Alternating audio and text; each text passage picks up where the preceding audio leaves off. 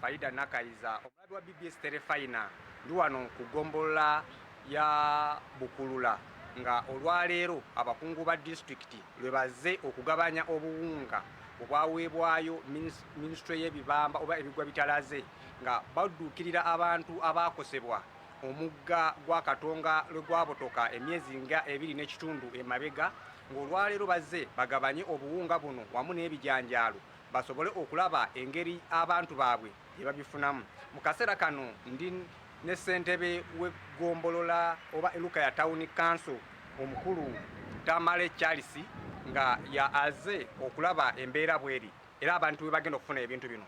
Kulu Tamale, abantu bano abaakosebwa mugenda kuba mubawa mutya ebintu bino ebikozesebwa oba okubadduukirira? Webale nnyo ssebo munnamawulire waffe Kato wamu ne BBS, nze Charles Tamale ssentebe wa luka w'ensonga. Twebaza abasobodde otuwa obuyambi abo olw'abantu baffe abaakosebwa ennyo. Tugenda gezaako okulaba nga tuukirira abantu bangi. Tubadde n'ennamba y'abantu 708 abeewandiisa naye tugenda kufuba nnyo okulaba bangi abanyigirizibwa okusinga ku eyo ennamba. Waakiri buli omu afuneyo akatono asobole okudduukirirwa naye nsaba abatuwa obuyambi timukola kyamaanyi nnyo naye obudde bwe buyita oluusi tusanga abantu baffe abamu bamaze okukosebwa nnyo ddala. Chairperson, mu kaseera kano abantu bangi beetegese okufuna ku buyambi buno. Nteekateeka ki gye mukola okulaba nga buli muntu eyakosebwa afuna kuba waliwo n'abataakosebwa mu kaseera kano naye nga nabo bali bubi mugenda kikola mutya?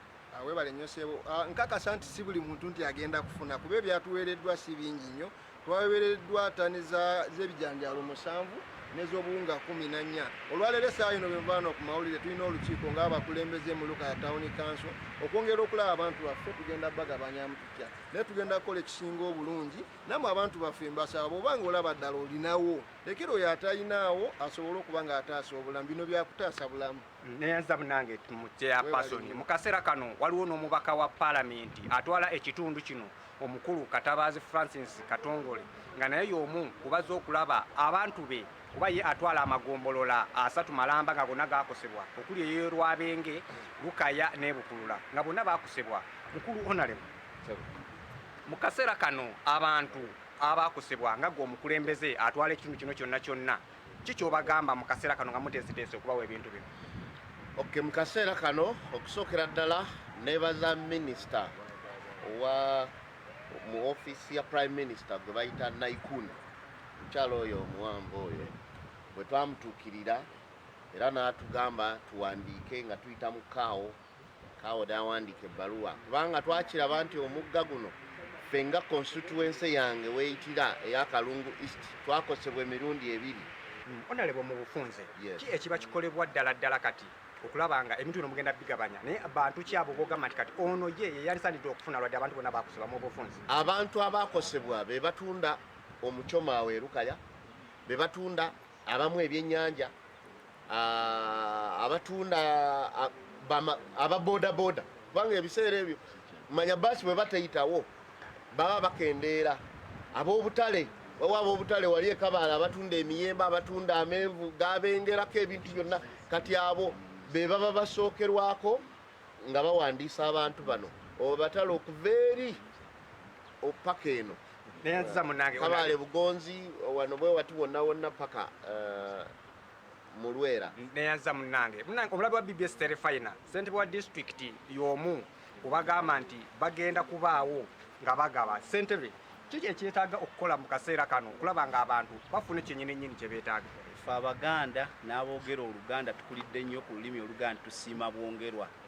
Emmere enezze naye ffe ekirungi kya Kalungu district tuli bantu balimi ate era tulunda. Era mu kiseera ekiyise yadde abantu baffe abo tubalaba bajja ku makubo okukola business naye abamu ku bo balima era abadde balakyovolaba nti yadde tubadde n'obuzibu naye tetunafuna muntu ekalungu wano gwe baga nti afudde enjala. N'olwekyo nze njagala kusaba office ya Prime Minister n'abakwatibwako nti COVID bwe yaggwawo abantu baabawanga akawunga naye bamanyi nti COVID yali akosezza byanfuna business. Erukaya waliwo omwana yali abaaze embuzi 5, waliwo omukyala yali asuubudde gonja ng'ate yeewola ssente mu banka. N'olwekyo gavumenti kyeyandibadde olwaleero eyongereza ku mmere eno kulya kwe kubeera ng'erowooza nti bizinesi z'abantu zino ezaagwa abaafiirwa ssente zaabwe yanditeesiteeseyokko ne tufunayokko akasente akasobola okubeera ng'abantu abo bonna abaagwibwa bizinesi zaabwe nga bayambibwako ate era ne wabeerawo enkola mu mabanka ag'enjawulo ne microfinance gye baali beewola ezibabanja ng'abamu ku bo n'emmere tebagenda kugisobola kugifuna kuba kati badduka banoonya bwe basasula erooni ezo ze baali bafuna mu banka ezaagwa ng'ekkubo likoze eki nga lyonoonese. neyanza munange chairperson wa district omulabe wa BBS Terefayina ono ye ssentebe wa district y'e Kalungu kunyomya Mukibi Kamaali bakunyonyodde engeri abantu b'embeera gye basaana ogikwatamu okulaba nga abakulembeze abantu ba bulijjo bafuna n'okubeera mu nteeko.